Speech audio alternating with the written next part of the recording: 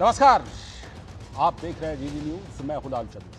शाम के 5 बज गए हैं तो समय हो गया है 5 की पंचायत का। और 5 की पंचायत में आज एक ऐसे मुद्दे पर हम पंचायत करने वाले हैं जिसके बारे में हम ये कह सकते हैं कि हमने पहले भी इस मुद्दे पर प्रोग्राम किया है, लेकिन क्या करें, राहुल गांधी कांग्रेस के नेता, देश में लोकसभा के नेता प्रतिपक्ष एक बार फिर विदेश गए हैं, एक बार फिर विदेश की धरती पर बोले हैं। और बोले हैं तो ऐसे बयान बोले हैं, ऐसे बोले हैं कि फिर से बड़ा विवाद हो गया।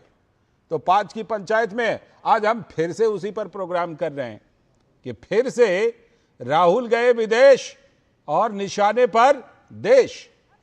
क्योंकि जिस तरह की बातें राहुल गांधी ने कही हैं, राहुल गांधी के जिस तरह के बोल हैं, उस पर बीजेपी हमलावर है।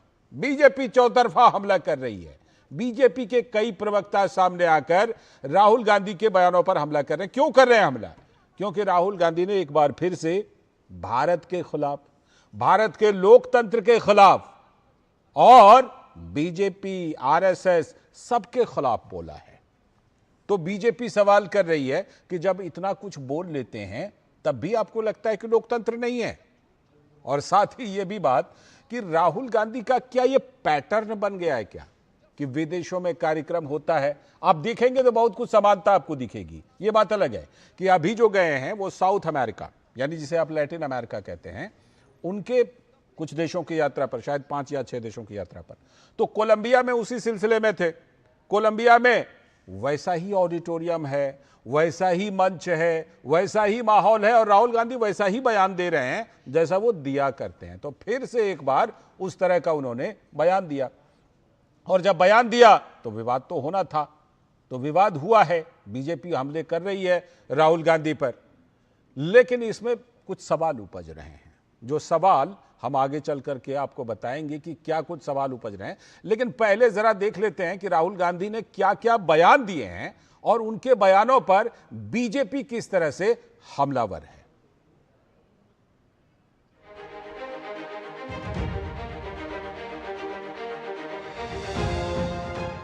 I'm very optimistic about India, but at the same time, there are also fault lines within the Indian structure.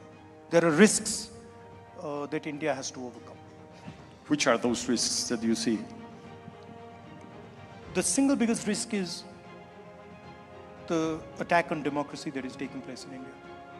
Because India has multiple religions, multiple traditions, multiple languages, and India actually is a conversation between all its people. And different traditions, different religions, different ideas require space. And that the best method for creating that space is the democratic system. And currently there is a wholesale attack on the democratic system in India. So that's a risk. Colombia के Bogota में कहा है कि भारत में लोकतंत्र नहीं है, लोगों को बात करने की आज़ादी नहीं है। अगर कोई व्यक्ति सबसे अधिक आज़ादी से देश के विकास को, भाजपा को और प्रधानमंत्री मोदी जी को गाली देते हैं तो राहुल गांधी है। तो आपको देश के खिलाफ कुछ भी बोलने का अधिकार है। मोदी जी के ऊपर तो आप झूठे आरोपों की झड़ी लगाते हैं पूरे हिंदुस्तान में घूम घूम करके। तो लोकतंत्र में तो आपको एक प्रकार से गाली देने का अधिकार दे रखा है हिंदुस्तान में। Notice one thing, and this isn't the nature of the BJP and the RSS. If you noticed a statement of the foreign minister, he said China is much more powerful than us. If China is much more powerful with us, how can I pick a fight with them? Matlab, at the heart of the ideology is cowardice. अगर वो मुझसे कमजोर है अगर वो मुझसे कमजोर है तो मैं अपने 5-10 मित्रों के साथ उसको पीट दूंगा, मगर अगर वो आरएसएस वालों से तगड़ा है तो भी भाग जाते हैं। ये खतरनाक शक्तियों के, विदेशी शक्तियों के हाथ में कांग्रेस जाने या अनजाने, मैं दोनों बात से कह रहा हूं, जो कांग्रेस के नेता जान रहे हैं वो देश के लिए, देश के साथ द्रोह कर रहे हैं। जो नहीं जान रहे हैं, अनजाने में टूल बने हुए हैं, उनको समझदारी दिखानी चाहिए और इन नेताओं को रोकना चाहिए। मगर बहुत स्पष्ट हो गया है कि कांग्रेस इस समय राष्ट्र विरोधी तत्वों के हाथ का एक खिलौना बनती जा रही है। बात वही कहते हैं जो यहाँ पार्लियामेंट के अंदर या बाहर बोलते हैं, नई बात नहीं बोलते वो। और आजकल तो मीडिया है, इंटरनेट है, सब कुछ है। कौन सी बात है जो यहाँ बोलते हैं तो दुनिया नहीं सुनती है, वही बात है जो यहाँ बोलते हैं वो वही बोलते हैं। तो ये जो इनके पास कहने कुछ है नहीं, इसलिए ये इस प्रकार की बात करते हैं जिससे कि जनता भ्रमित हो जाए। राहुल गांधी के लिए LOP का मतलब लीडर ऑफ ऑपोजिशन नहीं, बल्कि लीडर ऑफ अपोजिंग भारत बन चुका है, लीडर ऑफ प्रोपेगेंडा बन चुका है। और जब भी खुलता है भारत में राहुल के प्रोपेगेंडा का धागा, तब शुरू हो जाता है विदेशी धरती पर राहुल का एंटी इंडिया रागा। कि जो व्यक्ति हिंदुस्तान से नफरत करेगा, भारत के प्रोग्रेस से नफरत करेगा, वही विदेशी धरती पर जाकर ये बोल सकता है कि भारत लीडर नहीं बन सकता। इससे यही स्पष्ट होता है कि राहुल गांधी का जो रिमोट कंट्रोल है वो विदेशी ताकतों और विदेशी हाथों में है। क्योंकि जो लोग भारत के प्रोग्रेस को नहीं चाहते वो राहुल गांधी को फ्रंट पे रखकर ऐसा बुलवाते हैं। इससे यह भी स्पष्ट होता है कि राहुल गांधी एक पॉलिटिकल ओपोनेंट नहीं परंतु लीडर ऑफ ऑपोजिंग भारत बन चुके हैं, जो भारत की यूनिटी, इंटेग्रिटी, भारत के प्रोग्रेस के खिलाफ है। देखिए, ही इज़ अ डिसग्रेस। ये जानते हैं सब कि वो देश को हर जगह बदनाम करने का, देश की निंदा करने के लिए, देश की आलोचना, मैं ये सरकार की नहीं कह रही, देश की निंदा। अगर वो कह रहे हैं कि लोग यहाँ पे झगड़ालू हैं, लोग यहाँ पे जो हैं वो ईमानदार नहीं हैं, जो भारत के लोग हैं वो उनको पता नहीं है अपने हमारे लिए क्या अच्छा, वो वोट जो देते हैं उनका दिमाग काम नहीं करता, तो इसलिए जो है किसी और को आके यहाँ पे डेमोक्रेसी बचानी चाहिए। ये सब बातों से वो ये दिखाते हैं कि भारत के लोग जो हैं वो बुद्धिहीन है, वो यही कहना चाहते हैं ना। तो खैर, that's why I call him a disgrace. ही वो जो है देश को शर्मिंदा करते हैं हमेशा, और देश भी उनसे शर्मिंदा है।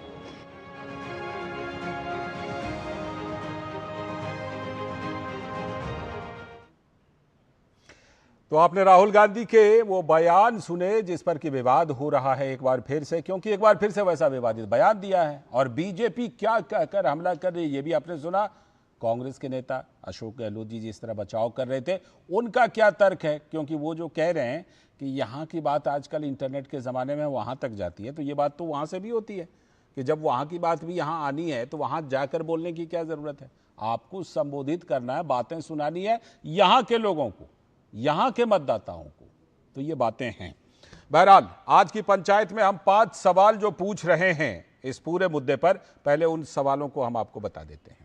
सबसे पहला सवाल कि राहुल गांधी को बोलने के लिए क्यों चाहिए विदेशी धरती? क्योंकि यहां पर भी यूनिवर्सिटी है, यहां पर भी ऑडिटोरियम है, यहां पर भी लोग हैं।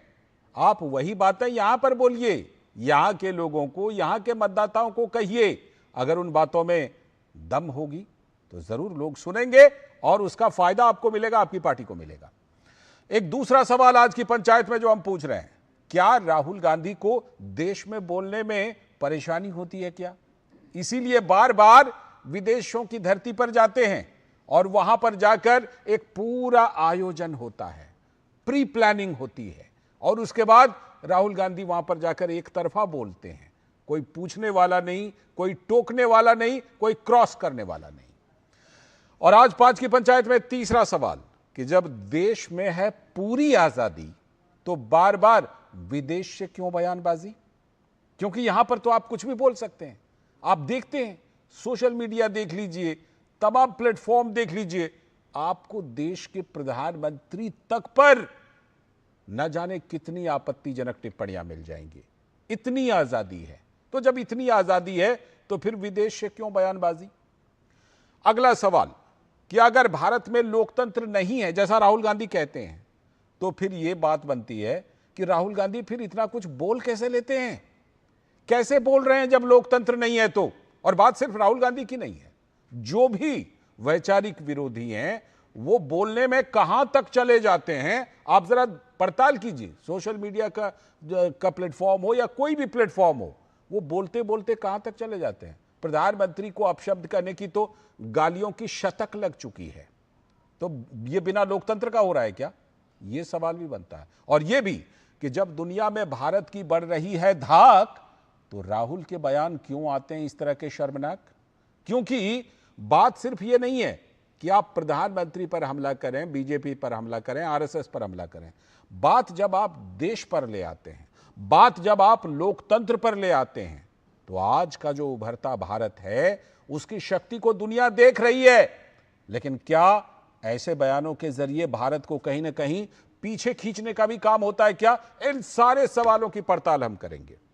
और इन्हीं सवालों की पड़ताल के लिए आज हमारे साथ 5 की पंचायत में एक विशेष पैनल भी जुड़ चुका है। हमारे साथ विजय शर्मा जी, भारतीय जनता पार्टी के प्रवक्ता, यहीं स्टूडियो में हमारे बगल में हमारे साथ मौजूद है। बहुत बहुत स्वागत विजय जी। साथ में पवन पटेल जी, कांग्रेस के नेता, बहुत बहुत स्वागत पवन पटेल जी, नमस्कार। हमारे साथ उत्पल वल्लभ जी जो कि आरजेडी के प्रवक्ता हैं, वो भी जुड़ चुके हैं। स्वागत, नमस्कार आपको भी। और हमारे साथ इस चर्चा में, इस पंचायत में और बढ़िया से सहयोग देने के लिए और बहुत सारी बातें बताने के लिए वरिष्ठ पत्रकार अनंत विजय सर जुड़ चुके हैं। बहुत बहुत स्वागत सर। मैं सबसे पहले आप ही के पास आता हूं, जरा चर्चा को आप विस्तार दीजिए इस पंचायत को कि आखिर क्या लगता है कि जो बातें आज हम जो पंचायत में पूछ रहे हैं, मैंने जैसे आज जिस समय इंट्रोडक्शन दिया, मैंने कहा कि इस तरह का प्रोग्राम हम पहले भी कर चुके हैं, आज फिर कर रहे हैं। इसलिए कर रहे हैं कि क्योंकि फिर राहुल गांधी विदेश गए हैं, फिर से वहां पर ऐसा प्रोग्राम हुआ है और फिर से वैसे आपत्तिजनक बयान दिए हैं। तो ये इसके पीछे चल क्या रहा है? आखिर इसके पीछे जिसे कहते हैं ना, ये तो हुआ कि साधन, सवाल है कि साध्य क्या है, हासिल क्या करना चाहते हैं राहुल गांधी या फिर उनके ये प्रोग्राम के आयोजक? अनंत सर। देखिए लालचंद जी, मुझे लगता है कि श्रीमान राहुल गांधी जी देश की जो राजनीतिक व्यवस्था है उस पर प्रश्न चिन्ह खड़ा करके पूरी दुनिया में एक संदेश का, आपको याद होगा जब G20 सम्मेलन हुआ था तो भारत सरकार ने बहुत प्रयत्न पूर्वक ये कहा था कि ये लोकतंत्र की जननी है, लोकतंत्र का आरंभ यहीं से हुआ था। और अब उसी नैरेटिव पर चोट करते हुए राहुल गांधी निरंतर, मुझे देश और विदेश की धरती से कोई फर्क नहीं पड़ता, वो कहीं भी बोलें, क्योंकि आजकल ये दुनिया बहुत ग्लोबल हो गई है। आप कहीं ग्लोब पे बोलेंगे वो लोकल ही आप तक पहुंच जाएगा। लेकिन श्रीमान राहुल गांधी का ये कहना, ये बहुत मुझे लगता है कि चिंता की बात है। वो निरंतर ये बातें कहते हैं कि लोकतंत्र हमारे यहाँ, और इस पर कांग्रेस के हमारे मित्र वो ये तर्क देते हैं कि प्रधानमंत्री नरेंद्र मोदी जब प्रधानमंत्री नहीं थे तब वो भारत के बारे में ऐसी वैसी बातें करते थे। मैं उनसे इतना ही आग्रह करता हूं कि प्रधानमंत्री नरेंद्र मोदी की वो बातें वो सरकार के बारे में कहते थे। सरकार की आलोचना करना और देश की राजनीतिक व्यवस्था की आलोचना करना, दोनों में बहुत बारीक फर्क है। इसको श्रीमान राहुल गांधी और कांग्रेस के उनके जो प्रवक्ता गण हैं, एक फर्क और है सर, एक फर्क और है कि प्रधानमंत्री प्रायः ऐसी बातें जब करते थे तो इंडियन डायस्पोरा के प्रोग्राम में किया करते थे। जो भारतीय मूल के लोगों का कार्यक्रम होता था उसमें प्रधानमंत्री देश की बातें किया करते थे, देश के अंदर की राजनीति की बात किया करते थे। पहले मैं प्रधानमंत्री ने बहुत सारी बातें की, वो पॉलिसी पैरालिसिस की बातें करते थे और वो सबको पता था कि डॉक्टर मनमोहन सिंह के दूसरे कार्यकाल के दौरान देश में पॉलिसी पैरालिसिस था। उसकी कीमत भी उन्होंने चुकाई, उसका जनता ने उसका निर्णय भी सुनाया। लेकिन श्रीमान राहुल गांधी का बार बार विदेश की धरती पर जाके ये कहना, पिछली बार तो उससे भी आगे चले गए थे, आपको याद हो लालचंद जी, तब उन्होंने कहा था कि वेयर आर द जो रक्षक है डेमोक्रेसी के, वेयर आर दे, उनको आह्वान भी किया था कि अगर और बढ़िया से कहिए तो अमेरिका और यूरोप के देशों से भारत में हस्तक्षेप की मांग की थी। बिल्कुल बिल्कुल। मैं वहीं आ रहा था अभी। तो मुझे ये लगता है कि इस प्रकार बाहरी देशों में जाके वहां भारत की राजनीतिक व्यवस्था पर इस तरह से प्रहार करना, और आज श्रीमान राहुल गांधी के जो बयान है, जिस प्रकार से उन्होंने भारत के विश्व गुरु बनने की आकांक्षाओं पर भी कुठाराघात किया। उन्होंने कहा कि we don't want to lead. वो संवाद की बात करते, वो सारी बातें ठीक है, संवाद की बात करिए, लेकिन भारत में जब वो 5 ट्रिलियन इकोनॉमी की बात कर रहा, आज फिनलैंड की विदेश मंत्री सीधे मुंह पर ट्रंप को ये कहती हैं कि हम तो भारत के साथ करेंगे, आपको जितना टैरिफ लगाना है लगा दो। इस तरह की बातें जब हो रही हैं, ऐसे में राहुल गांधी का ये बयान मुझे लगता है ये वैसा ही है जैसे अगर आप नेशनलिज्म की बात करेंगे, लालचंद जी तो पूरी जो विपक्ष के लोग हैं उसको हिंदू नेशनलिज्म से जोड़ देते हैं, जबकि नेशनलिज्म और हिंदू नेशनलिज्म अलग है। अरे भाई, नेशनलिज्म की बात कर रहे हैं, राष्ट्रवाद की बात कर रहे हैं तो कर लेने दीजिए। ठीक है। तो मुझे ये लगता है कि आज ही राहुल गांधी की खबर के साथ साथ समाचार पत्रों में एक और खबर छपी है। RAW के पूर्व जो चीफ थे विक्रम सूद, उनका एक इंटरव्यू जो उन्होंने एक एजेंसी, समाचार एजेंसी को दिया है, उसमें उन्होंने बहुत सारी बातें बताई है कि किस प्रकार से डीप स्टेट काम करता है। और डीप स्टेट में सिर्फ मिलिट्री इंटेलिजेंस, हथियार बनाने वाले कंपनियों के जो अपने हित होते हैं, मुझे नहीं मालूम कि राहुल गांधी के दौरे में और विक्रम सूद के इस इंटरव्यू में कोई साम्यता, समानता या कोई सूत्र जुड़ता है या नहीं जुड़ता है, लेकिन एक फॉर थॉट तो छोड़ता ही है कि क्या वजह है। उन्होंने इसमें भी ये भी कहा कि ट्रंप डीप स्टेट के हिस्सा नहीं है जी।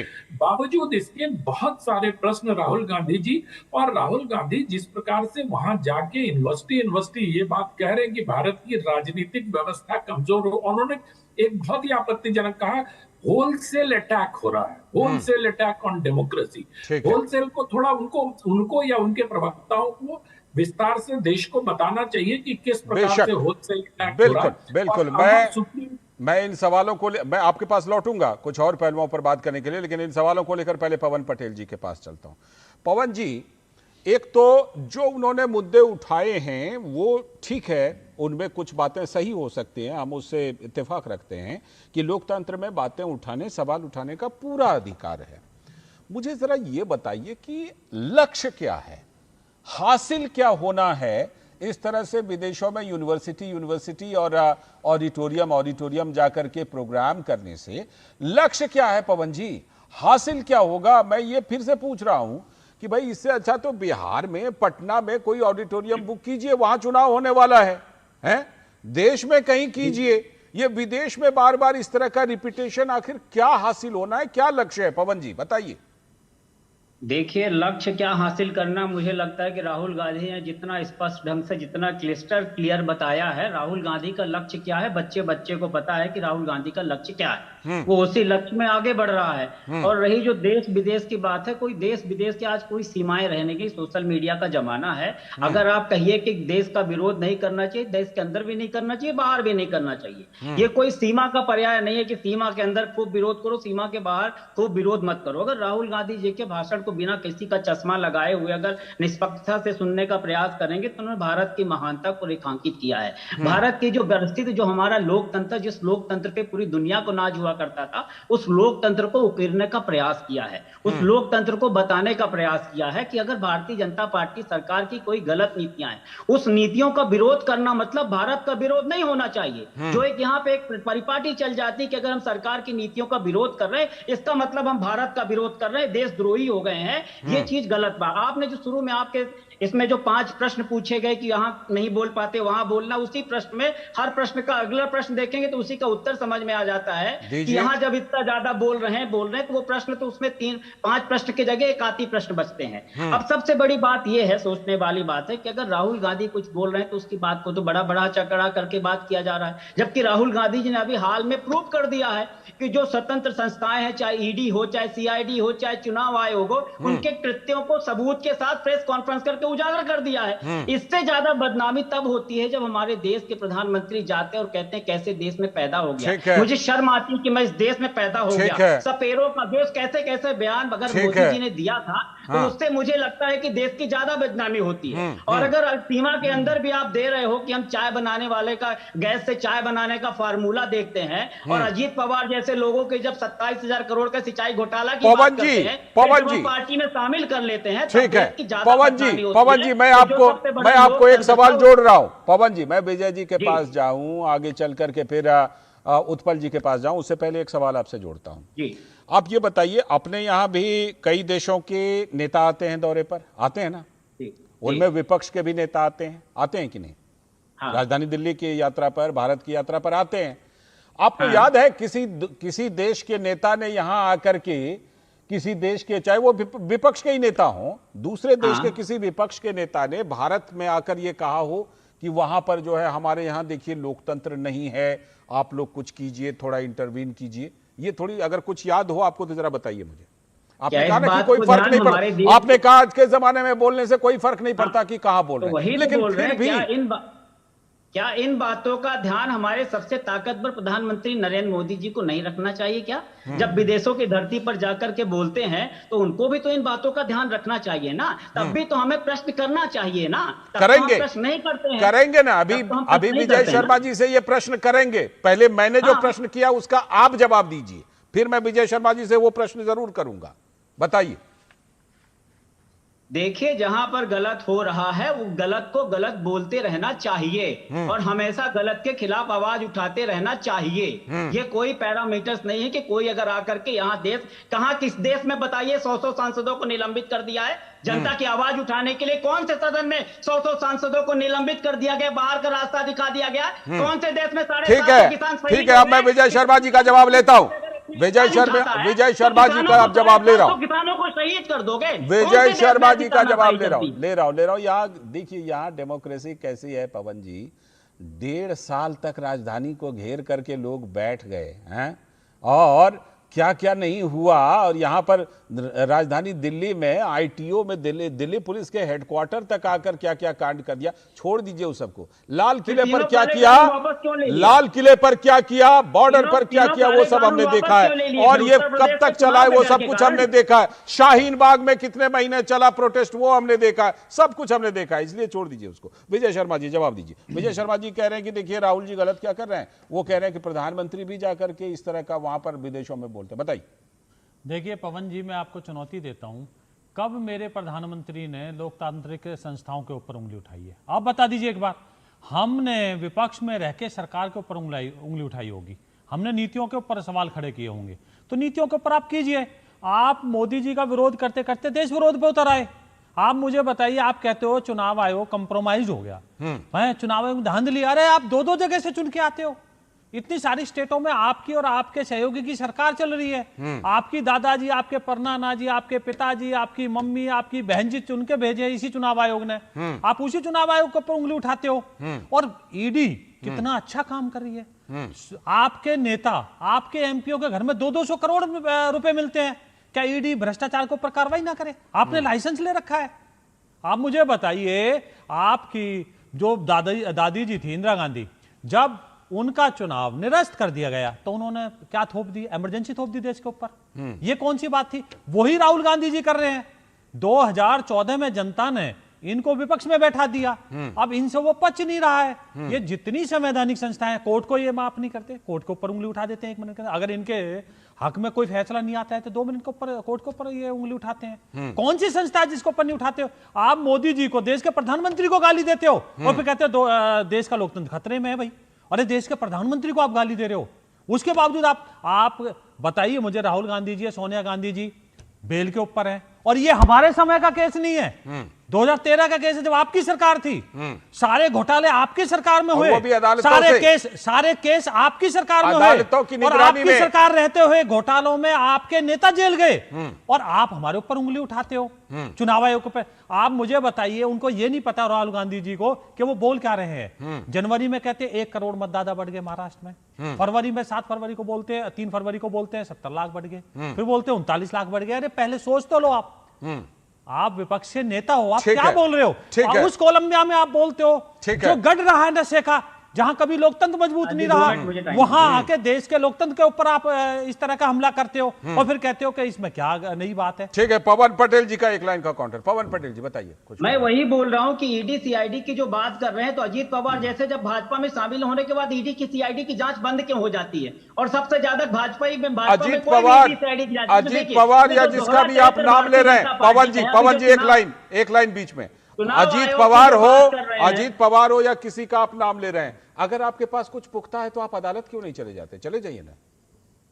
बाकी संस्थाओं को बंद कर दीजिए अगर अदालत चले जाए तो। हम तो बोले 27 महीने मेरे पास पुख्ता नहीं, नरेंद्र मोदी जी के पास। अरे भाई जब आपकी सरकार थी सुब्रमण्यम स्वामी अदालत जाते थे। 27,000 करोड़ का सिंचाई घोटाला हमारे देश के सबसे ताकतवर प्रधानमंत्री ने बोला हुआ है, उनके पास है, आपको नहीं पता, उनके पास है। उन्होंने बोला हमारे पास 27,000 करोड़ का। आपकी जब सरकार थी सुब्रमण्यम स्वामी सोनिया गांधी राहुल गांधी जी के खिलाफ अदालत में जाते थे और ले आते थे वहां से। लालचंद जी एक सेकंड का जवाब, ये तो कोई एक सेकंड का जवाब दूंगा। पवन जी, हुआ था कि नहीं? हाँ या ना बोलिए, ऐसा हुआ था या नहीं बताइए।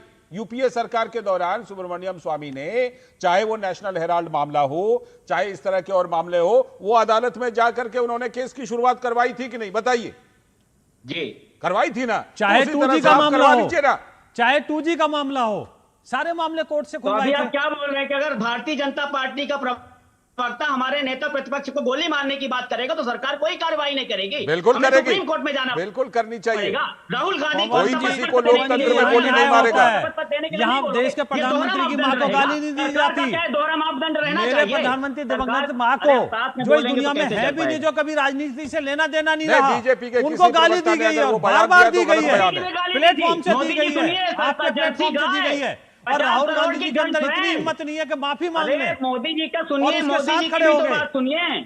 मोदी जी की माँ है, बाकी किसी की माँ नहीं है। हर व्यक्ति की माँ को उतना ही सम्मान मिलना चाहिए जितना मोदी जी की माँ को सम्मान मिलना चाहिए।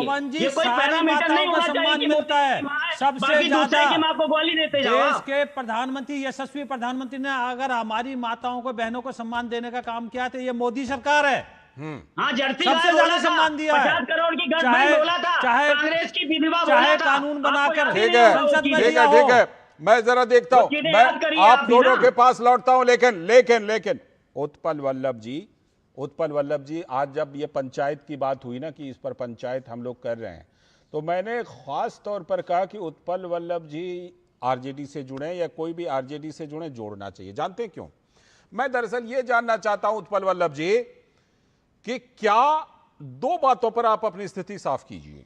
एक तो राहुल गांधी जी जो बात कह रहे हैं उससे आपकी सहमति हो सकती है। क्या आप इस बात से भी सहमत हैं कि राहुल गांधी अगर बार बार विदेश की धरती पर जाकर वो बात कहते हैं तो क्या इसमें भी आप उनके साथ हैं क्या? उत्पल वल्लभ जी बताइए। क्योंकि हमारा मानना है, देखिए एक लाइन और जोड़ता हूं, हमारा यह मानना है कि जो बात राहुल गांधी जी कोलंबिया में कह रहे हैं वो बात अगर पटना में, गया में, भागलपुर में, मुजफ्फरपुर में कहें तो आप लोगों को कुछ शायद फायदा भी हो जाए बिहार चुनाव में। बताइए उत्पल जी। देखिए लालचंद जी, मैं आपको बता दूं कि सबसे पहली बात कि सरकार की आलोचना देश की आलोचना नहीं होती है, इसको स्पष्ट करना चाहिए। बिल्कुल। सरकार नरेंद्र मोदी जी सरकार नहीं है, भाजपा सरकार नहीं है, आरएसएस और संघ सरकार नहीं है, इसको स्पष्ट कर दिया राष्ट्रीय जनता दल का लाइन है। यदि आप सरकार आरएसएस को सरकार मानते हो तो वो आपकी सरकार हो सकती है, यह देश की सरकार नहीं हो सकती है। भाजपा और पार्टी को सरकार मानते हैं तो ये आपकी सरकार हो सकती है, देश की सरकार नहीं है। और प्रधानमंत्री इस देश के प्रधानमंत्री हैं, इस देश के प्रधानमंत्री हैं और सरकार के मुखिया हैं। इस नाते सरकार की जो विफलताएं हैं, सरकार की जो कमजोरियां हैं और सरकार जहां पे लगता है कि एलओपी को कि इनको ध्यान आकर्षण करना चाहिए, यह फर्ज है, ये फर्ज है एलओपी का। अगर वो काम करते हैं और इनको यदि आप देश की आलोचना कहते हैं तो मैं समझता हूं कि आप मुद्दा को भटका रहे हैं, देश के मुद्दा को भटका रहे हैं। ठीक है, मैं फिर से जरा एक सवाल और जोड़ देता हूं, एक सवाल जोड़ता हूं, फिर जवाब दीजिएगा। एक सवाल उत्पल जी एक सवाल जोड़ता हूं। राहुल गांधी विदेशों में यह भी कहते हैं कि भारत में तो लोकतंत्र कॉम्प्रोमाइज्ड हो गया, खत्म हो गया है। अमेरिका और यूरोप से आह्वान करते हैं कि आइए दखल दीजिए, यहां तक भी आप उनके साथ हैं क्या? लालचंद जी, राहुल गांधी तो ये भी कहे कि अडानी अंबानी का नौकर बन गया है प्रधानमंत्री। ठीक है, बोलिए, इस पर भी जरा चर्चा लोकतंत्र बोलने में क्या दिक्कत है? और यह सिर्फ राहुल गांधी जी का सवाल नहीं है, यह देश का सवाल है। आज देख लीजिए आप कि लद्दाख से यही सवाल उठा रहे हैं जिनको आप डिटेन कर चुके हैं, यूपीपीए कानून लगा चुके हैं उन पे आप। तो क्योंकि वैसी जानकारी है इसलिए लगाए गए हैं। जिस वैसे लोकतंत्र की इनपुट्स बात मिले हैं। कर रहे हैं लालचंद जी, हाँ लालचंद जी जिस लोकतंत्र की बात कर रहे हैं, लोकतंत्र सिर्फ सरकार नहीं है। हाँ लोकतंत्र के चार जो मजबूत स्तंभ है वो मीडिया है, ब्यूरोक्रेसी है, विधायिका है, और जो चारों पिलर है उस पिलर को आप कमजोर कर रहे हैं। ये बात सच आपने है। मेरे किसी सवाल का जवाब नहीं दिया उत्पल भाई। नहीं, मैं जवाब दे रहा हूं। नहीं, मैंने आपसे पूछा, मैंने लोकतंत्र आपसे को पूछा कमजोर कि कैसे नहीं विदेशों मान से रहे जो हैं? राहुल आप गांधी ये बार बार बताइए ऐसे लालचंद बयान जी देते हैं, आप कि उनके भाजपा साथ की हैं देश या में नहीं सरकार बताइए। है, मणिपुर में भाजपा की सरकार है, बावजूद इसके राष्ट्रपति शासन लागू है। ये लोकतंत्र, ये ऐसे लोकतंत्र चलता है आपने क्या? इस बात का भी मुझे जवाब नहीं दिया, इस बात का नहीं, जवाब लालचंद नहीं जी, दिया मैं कि जवाब राहुल दे रहा गांधी हूं। जब अमेरिका और यूरोप से कहते हैं कि भारत में आपको दखल राहुल दीजिए तो आप गांधी से इसमें अगर साथ हैं नफरत क्या? है, तो आप राहुल गांधी के खिलाफ नफरत उगलते रहिए। यदि आप डीडी न्यूज का एजेंडा है राहुल गांधी के ये खिलाफ अगर कोई बस प्रोपेगेंडा ये करना, सबसे तो आप आसान अपने ये इस होता है। प्रोपेगेंडा को करिए। जब तीनों सवालों में से किसी सवाल का जवाब ना देना हो तो सबसे आसान जवाब ये होता है कि डीडी न्यूज एजेंडा चलाता है और डीडी न्यूज एजेंडा चला रहा है। ये सबसे आसान। बहुत अच्छा, आपने बहुत आसान रास्ता चुना उत्पल जी, बहुत अच्छा, बहुत अच्छा। मैं आता हूं और पड़ताल करेंगे कि राहुल गांधी के इस बयान के क्या मतलब हैं और क्या ऐसा एजेंडा है, क्या किसी एजेंडे पर काम हो रहा है क्या? मैं लौटता हूं उत्पल जी, लौटता हूं। एक छोटे से ब्रेक के बाद लौटते हैं। आप सब बने रहिएगा हमारे साथ। एक छोटा सा ब्रेक। बस इतने टाइट बजट में नई गाड़ी ईएमआई कैसे भरेंगे? बिना टेंशन के। मतलब इस जीएसटी बचत उत्सव ना गाड़ियां हुई सस्ती। 1500 सीसी तक की कार पर 70,000 रुपए तक की बचत, यानी अब कार लेना और भी आसान। हर घर खुशहाली, जीएसटी बचत उत्सव वाली। 10 लाख की लॉटरी मुझे, वाओ! फर्जी ऑफर्स से सावधान। आरबीआई कहता है जानकार बनिए, सतर्क रहिए।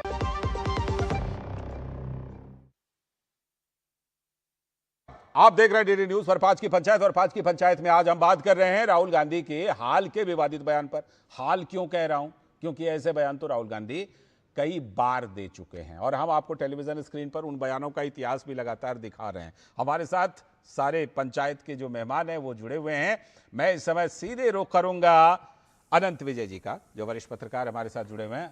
अनंत सर, मैंने एक सवाल अभी पवन पटेल जी से पूछा था। मैं वो सवाल आपसे इसलिए जानना चाहता हूं क्योंकि आप एक तजुर्बेकार पत्रकार हैं, एक लंबा तजुर्बा है। ये बताइए, आपको कुछ याद आता है कि विदेश से किसी देश का नेता दिल्ली की यात्रा पर, भारत की यात्रा पर आया हो, चाहे विपक्ष का ही नेता हो, और वो गुहार लगा रहा हो? आ रहा हूं उत्पल जी, आऊंगा, रुकिए ना, रुकिए, आ रहा हूं उत्पल जी, आऊंगा।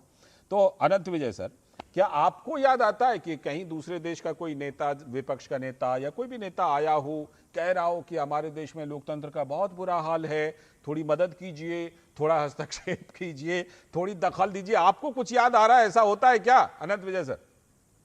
देखिए, मुझे अपने 25-26 साल के करियर में तो विदेश का कोई ऐसा नेता याद नहीं आया।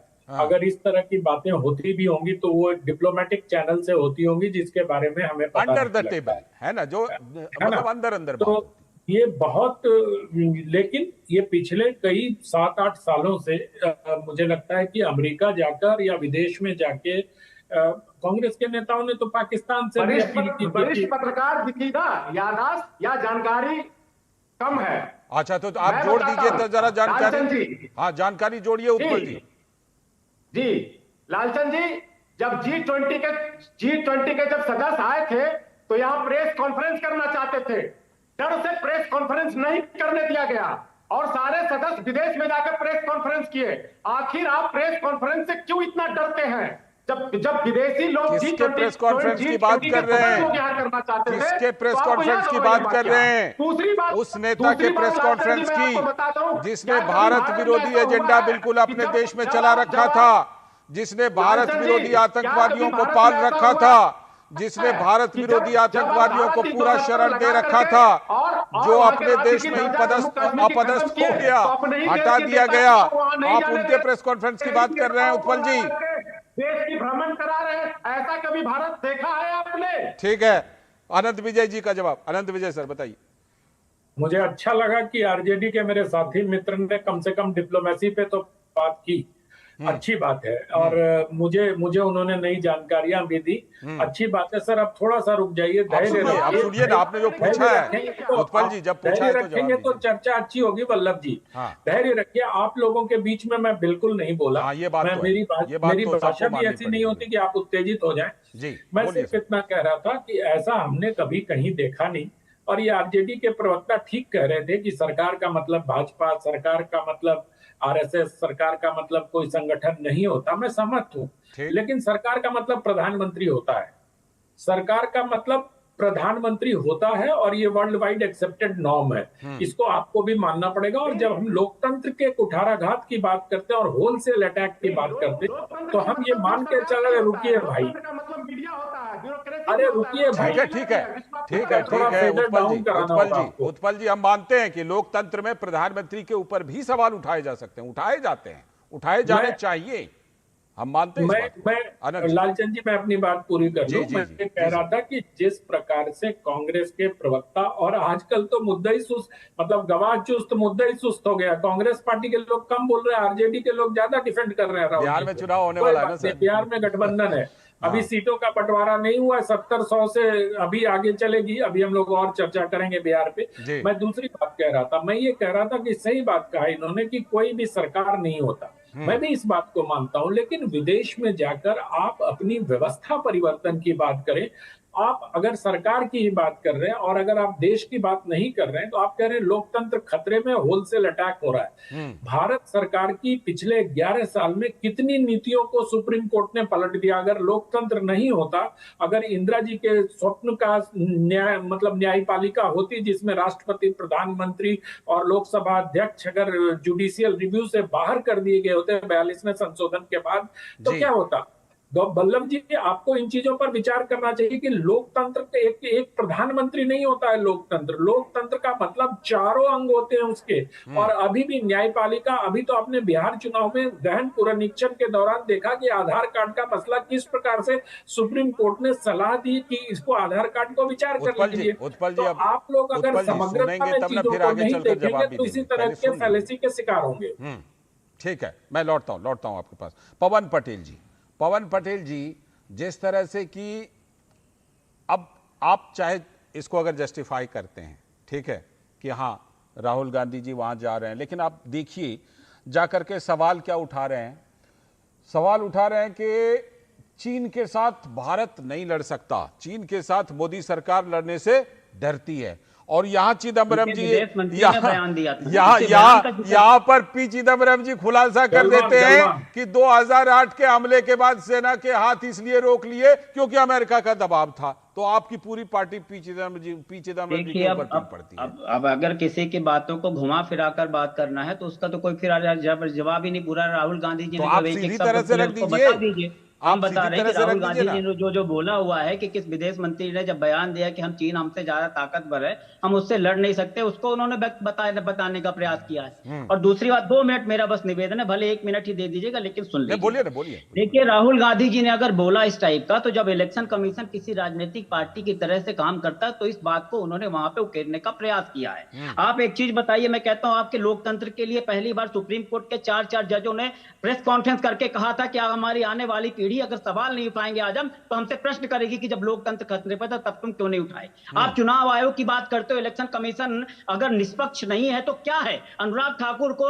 नोटिस क्यों नहीं देता? अनुराग ठाकुर से शपथ पत्र क्यों नहीं मांगता जब राहुल गांधी से मांगता है? ये दोहरा चरित्र चुनाव आयोग का देखने को मिलता है हमारे यहाँ। इसलिए इस तरह के प्रश्न उठाना हमें लाजमी है। 3 मुख्य चुनाव आयुक्तों ने बोला है कि ज्ञानेश कुमार जी का रवैया सही नहीं है। अगर नेता विपक्ष ने सवाल उठाए थे, इंडिया टुडे ने कई सारे मैगजीन्स ने राहुल गांधी के दावों को सही पाया था, तो चुनाव आयोग को बोलना चाहिए ठीक हम इस पे जांच करेंगे, बजाय इसके कि भारतीय जनता पार्टी की प्रवक्ता हो जाए। जब चुनाव आयोग की बात करते तो भारतीय जनता पार्टी तड़पने लगती, जब भारतीय जनता पार्टी की बात करते तो चुनाव आयोग तड़पने लगता है।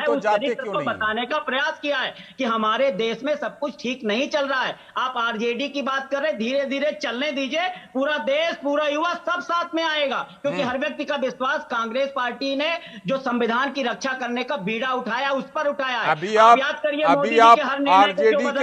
अभी आप आरजेडी के साथ रहने का दावा नहीं कीजिए, क्योंकि मेरे सवाल पर खुलकर उत्पल जी ने नहीं बोला कि हाँ हम इस पर राहुल गांधी जी का साथ देते हैं। वो आप ना समझिए, हमें तो समझ में आ गया कि उन्होंने खुलकर बोला है। उत्पल जी ने खुलकर नहीं बोला है कि हाँ राहुल जी ने जो किया वो बहुत अच्छा किया, नहीं बोला है, ना समझे, लेकिन ना स्वीकारा है। उत्पल जी वैसे हाथ खड़े कर रहे हैं, मैं ठीक पहले उत्पल जी के पास ही चलता हूँ, फिर विजय जी का। बोलिए उत्पल जी। सोनम वांगचुक भी अडानी पे सवाल उठा रहे हैं कि यह देश की सारी संपत्ति को नरेंद्र मोदी जी अडानी को देना चाहते हैं। ये राहुल गांधी जी भी उठाए हैं, सोनम वांगचुक भी उठाए हैं। तेलंगाना वाला चेक देखे थे, लीज पर जमीन दे दी गई है, तेलंगाना वाला चेक देते हुए तस्वीर देखे थे कि नहीं? सवाल राहुल गांधी जी भी उठाए हैं, लेकिन लालचंद जी कब उठाएंगे, ये उत्पल बल्लभ पूछता है। सवाल तो हम उठा ही रहे हैं, सवाल उठा रहे हैं, इसीलिए आपने अगर उठाया तो मैंने कहा कि संपूर्णता के साथ देखिए, तेलंगाना वाला चेक, केरल सरकार वाला चेक, पश्चिम बंगाल सरकार वाले समझौते, उसको क्यों नहीं देखते हैं? अशोक गहलोत जी ने समझौते किए अडानी के साथ, तो उसको क्यों नहीं देखते हैं? बहरहाल आज अडानी बहस का मुद्दा नहीं है, मुद्दा आज अडानी नहीं है, लेकिन जब आप अडानी का मुद्दा उठाएंगे तो ये बात उठेगी कि आपको केरल सरकार, पश्चिम बंगाल सरकार, तेलंगाना सरकार, अशोक गहलोत जी के समझौते वो क्यों नहीं दिखाई पड़ते हैं? क्यों नहीं आपको दिखाई पड़ते हैं? बताइए क्यों नहीं दिखाई पड़ते हैं? आप कहते हैं दूसरे को कि बढ़िया से चश्मा, सही चश्मा लगा के देखना चाहिए। आपके ऊपर यह सवाल उठता है कि आप एक चश्मे से क्यों नहीं देखते हैं अडानी के समझौते को? हर राज्य में अलग अलग करके क्यों देखते हैं? बताइए उत्पल जी। क्या हमसे सवाल कर रहे हैं? हाँ, आप ही से। लालचंद जी, यही सवाल तो मैं आपसे कर रहा हूं। क्या? कि आप ये राहुल गांधी जी के अलावे इस देश के कई नामचीन हस्ती जो इस देश में अपना योगदान दिया है, आज ये सवाल उठा रहे हैं कि देश जो है अडानी अंबानी के हवाले बेचा जा रहा है। अच्छा, चाहे लद्दाख का मामला हो, ये कौन कौन नामचीन हस्तियां, जरा हम भी उनके नाम जानना चाहते हैं। उड़ा दे मुफ्त में। ये वो नामचीन, इनमें से कुछ नामचीन हस्तियां वो हैं जो 2014 में कहते थे कि अगर देश के प्रधानमंत्री चुन लिए जाते हैं मोदी तो मैं लटक जाऊंगा, मैं देश को छोड़ के भाग जाऊंगा। ऐसी नामचीन हस्तियों की बात कर रहे हैं क्या आप? विजय शर्मा जी, विजय शर्मा जी बताइए। विजय शर्मा जी सुनिए ना, लालचंद जी, जो सवाल उठाया गया है उस पे जांच। बहरहाल अडानी या जिंदल या टाटा आज मुद्दा नहीं है। बहरहाल उत्पल जी सुन लीजिए, धैर्य रखिए, सच्चाई सुनने का धैर्य रखिए। अब जवाब लीजिए उत्पल जी। बताइए उत्पल जी, विजय जी जवाब दे रहे हैं। देश विरोधी लोगों के ब्रांड एम्बेसडर हो गए हैं राहुल गांधी जी, बड़े जिम्मेवारी के साथ मैं कह रहा हूं। किस आधार पर कह रहे हैं आप? उल्हान उमर कौन थी जिसके साथ मंच साझा करते हैं, जो पाक अधिकृत कश्मीर में घूमने जाती है और पाक के साथ खड़ी होती है, उसके साथ मंच साझा करते हैं राहुल गांधी जी। शर्म आनी चाहिए, ऐसे लोगों के साथ मंच साझा करते हैं। और अमेरिका और यूके में जाके कहते हैं आइए हमारे लोकतंत्र में आप बिरयानी खिलाने वाले के ऊपर कीजिए। ऐसे लोगों के साथ खड़े होते हैं। चाइना के साथ सेना के लिए कहते हैं, सेना पिट के आ गई। आप अडवाणी जी की बात करते हो, सबसे ज्यादा निवेश कांग्रेस शासित राज्यों में होता है। और आप शरद पवार जी से सीखिए, आपके सबसे वयोवृद्ध और वरिष्ठ नेता, उन्होंने कहा था हमारे टाइम में टाटा बिरला के लिए भी ऐसे ही कहा जाता था, तो जरा उनसे भी सीख लीजिए। मैंने वही तो लाया, आपको जवाब दूंगा। टाटा हो, बिरला हो, डालमिया हो, जिंदल हो। और आप बात करते हो चुनाव आयोग की, तो टीएन शेषन को याद कर लीजिए, अडवाणी जी के खिलाफ कांग्रेस की टिकट पर लड़े थे। एमएस गिल को आप मंत्री बनाते हो, जरा उनकी भी बात कर लीजिए। लिंगदो जी की भी बात कर लीजिए। नवीन चावला जो कहते हैं मैं तो इंदिरा गांधी जी का तीसरा बेटा हूं, बाद में जो खेल मंत्री बने थे विजय शर्मा जी, बाद में खेल मंत्री एक बने थे। हाँ, एमएस गिल बने थे, वो मैं जा रहा हूं ना, मैं तो नाम ले दिया। अरे आपके यहाँ तो फहरिस्त है, मैं फहरिस्त पढ़ दूंगा तो आप हैरान रह जाओगे। आप लोग क्या कर रहे थे? आप लोगों ने क्यों नहीं वोट अधिकार यात्रा निकाली? प्रमाणम, प्रत्यक्ष के लिए प्रमाण की जरूरत नहीं होती। ये तो उस समय क्या कर रहे थे? आपने उस समय वोटर अधिकार यात्रा क्यों नहीं निकाली? विजय जी जवाब। ब्रांड एम्बेसडर हो गए देश विरोधी लोगों का। पाकिस्तान कोर्ट करता है यूएनओ में इनके बयानों को, कांग्रेस पार्टी और राहुल गांधी जी के बयानों को कोर्ट करते हैं। वो हमारी सेना से पूछते हो कितने जेट गिर गए, पाकिस्तान से एक बार सवाल नहीं पूछते हो। बालाकोट में एयर स्ट्राइक होती है तो कहते हैं बताइए वो पेड़ गिरा के आ गए। ऐसे सरकार से पूछी जाती, सरकार ये लोग हैं, शर्म आनी चाहिए आपको। जिस देश में रहते हो, देश के विरुद्ध खड़े होते हो। नहीं, ये गलत बात है। लोकतंत्र में सवाल पूछने का सबको अधिकार है। अगर कोई सरकार में है तो क्या वो आपके गलत चीजों पर सवाल नहीं पूछ सकता? क्या पूछेगा? देश को कमजोर करने वाली सवाल सब पूछ सकता है, सबसे पूछा जा सकता है, सब पूछ सकते हैं, सबसे पूछ सकते हैं। कमजोर करने की बातें करते हो, ये चीज तो फिर आप लोकतंत्र की आत्मा ही मार दीजिएगा जी। लोकतंत्र में सबसे सवाल और सब करेगा। जी बोलिए बोलिए पवन पटेल जी। मेरा निवेदन इतना है लाल जी, मैं आपसे पूछना चाहता हूं कि हम कहते हैं सुप्रीम कोर्ट गए नहीं गए अलग बात है, क्या आपको नहीं लगता है कि चुनाव आयोग को अनुराग ठाकुर को भी शपथ पत्र देना चाहिए? जो चुनाव आयोग 45 दिन तक वीडियोग्राफी को दिखा सकता है, सार्वजनिक कर सकता है, 45 दिन के बाद क्या हमारे चुनाव आयोग ज्ञानेश कुमार को ऐसा बयान देना शोभा देता है कि 45 दिन के बाद हम महिला की निजता के कारण वीडियो जाहिर नहीं कर सकते? ये दोहरा मापदंड क्यों है? जब SIR बिहार में 1 अगस्त 2 अगस्त को आप वोटर लिस्ट अपलोड करते हो, फिर जब आपकी वोट चोरी पकड़ी जाती है तो आप उसको डिलीट कर करके फोटो फॉर्मेट पे, JPG फॉर्मेट पे, ये सब क्या नाटक हो रहा? राहुल गांधी ने मंच से खुले तौर पे बोला कि आप डिजिटल फॉर्मेट में हमें वोटर लिस्ट दे दो, हम नरेंद्र मोदी का जाहिर कर देंगे कि नरेंद्र मोदी। चुनाव आयोग भी एक दर्जन चीजें गिना देते हैं। चुनाव आयोग कहता है, क्योंकि चुनाव आयोग के प्रवक्ता तो अभी हमारे पास नहीं है ना।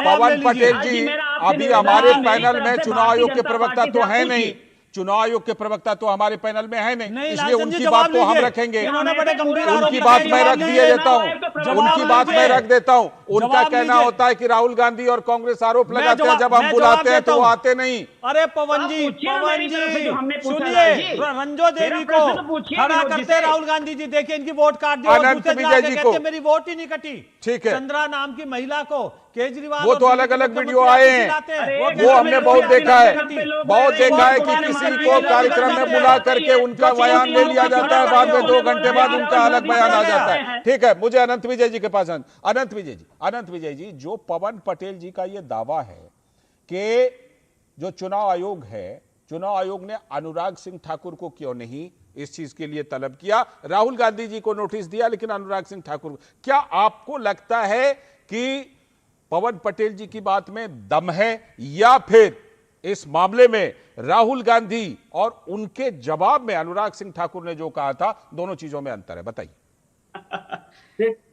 देखिए, पवन पटेल जी की हंसी स्वयं बता रही है कि वो आपसे सहमत हैं, है ना? मुझे नहीं, मतलब अब लाल जी प्रश्न का उत्तर देते जा रहे हैं। नहीं, मैं उत्तर नहीं, मैंने अनंत विजय सर से उत्तर लिया है। मैं जवाब देता हूँ। धन्य। अरे सर, अनंत विजय, अच्छा आपको लाता हूं मैं, पहले अनंत विजय सर, पहले अनुराग जी ने जो प्रेस कॉन्फ्रेंस की थी वो आरोप का प्रति आरोप, मैं यही कह रहा था, मेरा भी यही कहना। मैं सिर्फ इतना ही उत्तर देना चाहूंगा। और राहुल गांधी जी ने सीधे सीधे आरोप लगाया था, और हम लोग तो अब हाइड्रोजन बम की प्रतीक्षा कर रहे हैं पटेल साहब। आएगा, चिंता मत करिए, आएगा।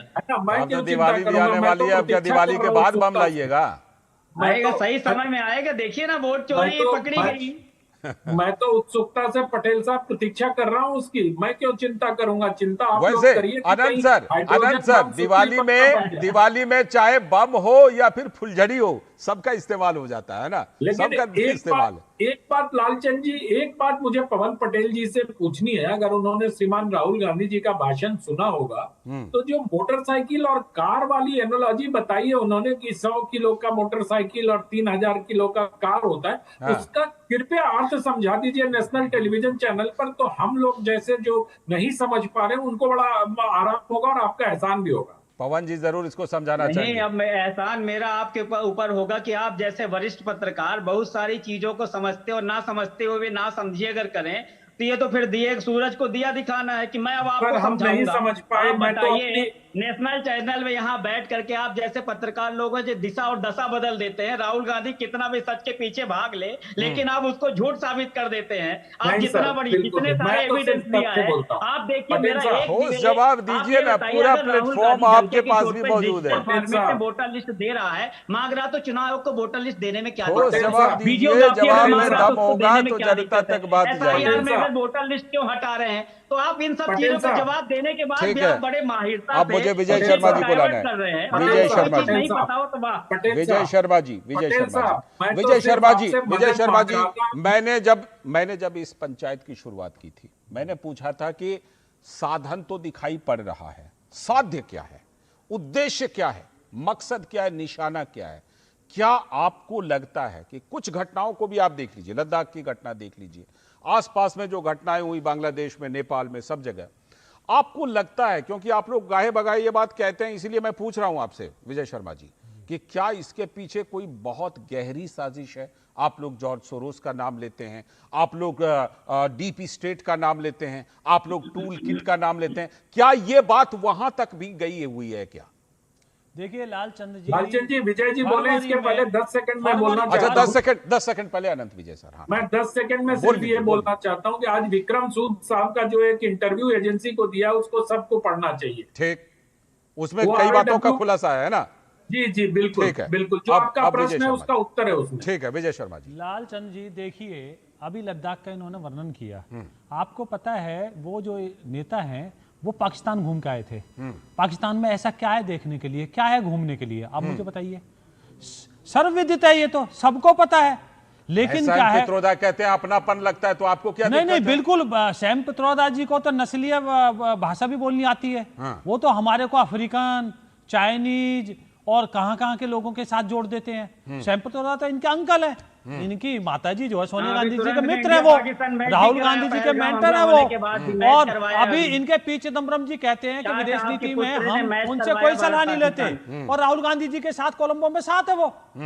कोलंबिया में देख लीजिए आप जाके, तो सैम पित्रोदा जी जो बोलते हैं वही तो राहुल गांधी जी बोलते हैं, वही तो विरासत टैक्स लगाने की बातें करते हैं। तो ये डीप स्टेट है, और मैंने कहा ये संयोग नहीं प्रयोग है।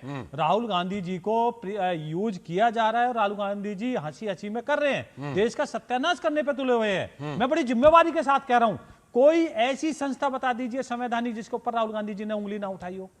भाई ये कौन सा लोकतंत्र है ये?